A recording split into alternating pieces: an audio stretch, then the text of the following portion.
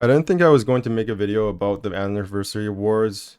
At first, like I've talked about the anniversary awards as a side note in some of my previous videos, but I didn't think I was actually going to make a video on the anniversary itself.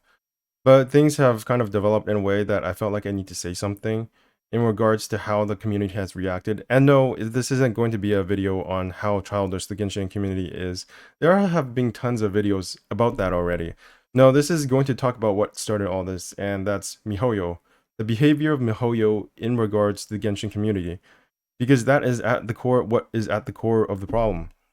Yes, the Genshin community has done some pretty shitty things, and I'm saying the Genshin community, but it's really just it's a select population of the Genshin community because the Genshin community is so large now. There are millions of people playing this game that you can't really prune the Genshin community in a way you could in a smaller one. And you can't just self-select for what kind of people are included there. So of course, when there's million players, some of them are going to be shit. If there's just 1 in 100 players that are shitheads, then you're going to get thousands of shitheads. That's just how it is. It's a matter of math. It's a matter of popularity. Genshin Impact is a highly popular game, so this is not weird to me. And I think Genshin Impact generally skews towards a younger audience because it's a fully 3D game. It's more accessible. It's just more popular. So it does come with a younger audience. Let's say like maybe like 16, 14 years old, and some of them are pretty rabid because they don't have the perspective to treat things with an even-handed approach. I like to think that's the case because then I would have to accept that there are a lot of adults as well who are being shitheads, and I don't want to think about that. So back to the topic at hand. Um, so yeah, even though Genshin Impact community has reacted kind of weirdly to the Genshin Impact rewards, like going around like review bombing their own game, which is okay in my opinion, because if the players are not satisfied, then they should feel free to do what they want in regards to how they present their perspective on the game itself. So there's nothing wrong with that. But they also review bombed other games, and not even games, just like Google Classroom, which is cringy as hell. But all of this started because Mihoyo is again greedy as fuck. Mihoyo is not the same company as when Genshin Impact first came out. I don't think people realize this enough because Genshin Impact was such a huge game that I think people treat Mihoyo with this velvet glove. They think Mihoyo was like this gigantic company prior to Genshin Impact. It wasn't. It had one or two major successes like Honkai Impact, but those were just one gacha game out of many. They didn't create the gacha game until Genshin Impact. Now Genshin Impact is what most people think of when they say gacha games. I don't think that's a controversial statement. Maybe they'll think of Fate Grand Order just because Grand Order is much bigger. No, not much bigger, but just older. And it's more well known because it has a famous anime series dedicated to at least the universe. But I think in the future, when people think of gacha games, Genshin Impact will be the gacha game that they think of when they refer to when they think of gacha. And with that comes a lot of mainstreamness with how the company is handled. I feel it has to be because the money is different and the size of the company is different. The size of the game itself is different.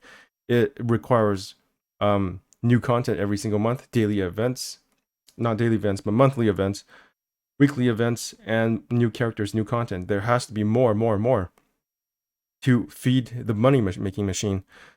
And with that comes differences in how the game is handled. And the anniversary event is unfortunately what I think is the first major sign of that. I think there have been other things as well. Like, have you noticed how Genshin Impact 2.1 patch has more waifu bait now? I think Inazuma, when you look at the Archon quest and the story quest for Ayaka and Kokomi, they both end with both of them referencing the player as this some sort of character filler, character self insert, harem major main protagonist.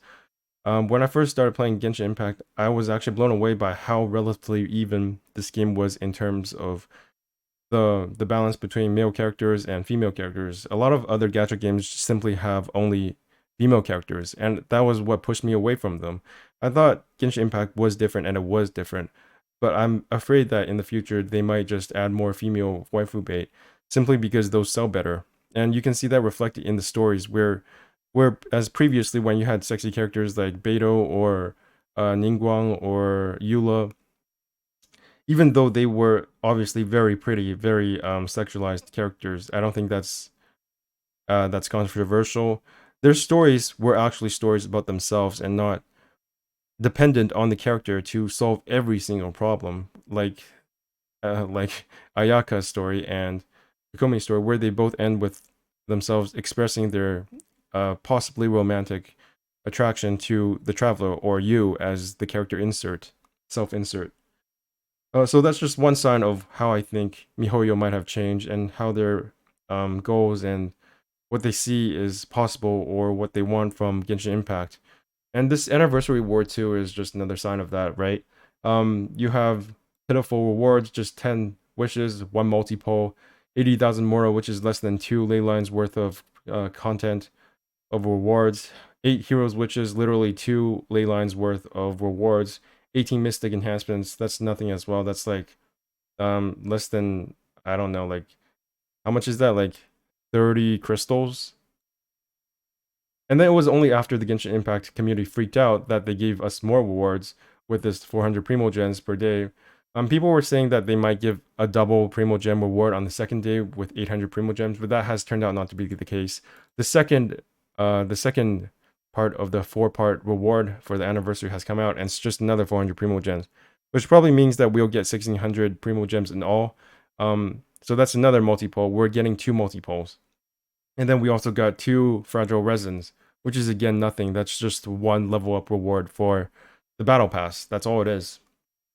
And we also got a glider that was data mined and shown to be part of a bundle originally that was supposed to cost $30.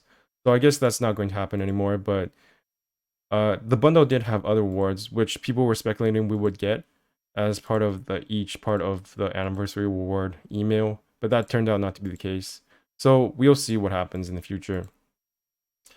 So yeah, these are all just signs of what I'm afraid of are indicative of the way things are at Mihoyo are changing. And yeah, they're just a bigger company now. And they have to think about things differently. They don't have to, but they will, because as a company, that's what they do. They have to make more money.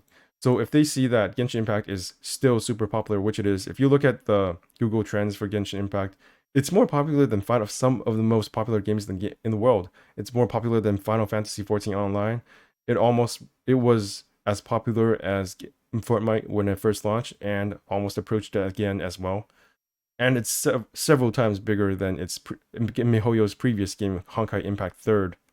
So Mihoyo is going to treat Genshin Impact differently. It's going to treat it as it is to Mihoyo what Fortnite was to Epic. I have no doubt that Mihoyo has way bigger plans now in store for themselves as a company beyond just Genshin Impact. I think they are going to make a lot of money from Genshin Impact and reinvest it in other games. I think there's another game based on the Honkai Impact universe that's coming out. It's not just going to be Genshin Impact. I think Genshin Impact is just the tip of what Mihoyo wants to be now. If they weren't prepared for it before, they are definitely thinking of expanding. It would be dumb not to after getting all this money. So, even though most of the content creators now are focusing on how much the Genshin Impact community is freaking out, they weren't freaking out for no reason. They were freaking out because Mihoyo showed its hand. Mihoyo showed them that they don't matter. Mihoyo showed that they're just another greedy fucking company. That's why people are so angry. It's not even necessarily about the rewards. I would say it's not even majority about the rewards.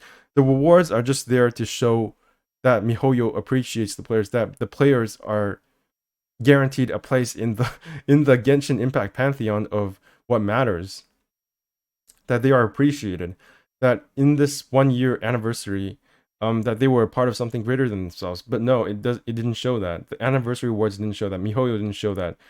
What they showed was that Mihoyo is different. Mihoyo is not the same company that it was when Genshin Impact first launched. Mihoyo is mainstream now. Mihoyo is big. And with that comes changes to how the game is run. So yeah, it's really frightening to me how things have seemed to change. And it does concern me how the game will continue to develop in the future. I see that every single video because that's what I'm thinking about all the time. How will get Mihoyo keep Genshin Impact relevant? Is Sumeru just going to be another Inazuma? We're going to get a prologue, we're going to get chapters 1, chapter 2, and then chapter 3. We're going to get the first 2 chapters in a patch, and then the second patch we'll get another island or something. So is this really all there is to Genshin Impact? Are we going to get no endgame content? Does Mihoyo even care? We don't know. It just seems like we don't know anything. There's no content roadmap. There's no sign that Mihoyo cares about the players. The storytelling has gotten worse, according to a lot of players. The characters are not as good. So everything seems to be going downhill.